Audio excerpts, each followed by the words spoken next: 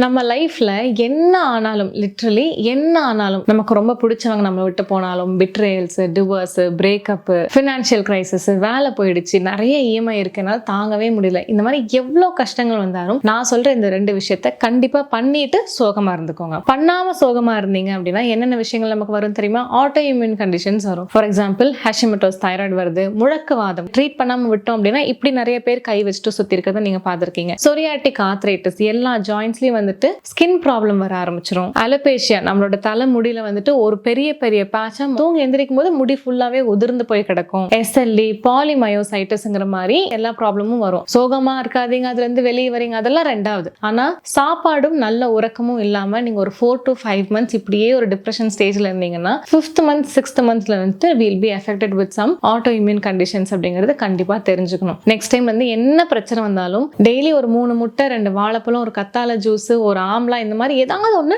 நல்லதா மட்டும் சாப்பிட்டுக்கோங்க. உறக்கம் அப்படிங்கிறது நைட்டு 10ல இருந்து காலையில 3 மணிக்கு எந்திரிச்சு கூட நம்ம அழுதுக்கலாம். ஆனா 10 to 3 தூங்கியே ஆகணும். இதை மட்டும் பண்ணிட்டு எவ்வளவு வேணாலும் சோகமா இருக்கலாம். முடிஞ்ச அளவுக்கு சோகத்துல இருந்து வெளியே வர்றதுக்கு மல்டி டாஸ்கிங் பண்றதோ, வீட்டுக்குள்ளேயே முடங்கி கிடக்காம வெளியே போய் சுத்துறது, இந்த மாதிரி நிறைய விஷயங்கள் பண்ணுங்க. பட் சாப்பிடாம தூங்காம மட்டும் இருக்காதீங்க.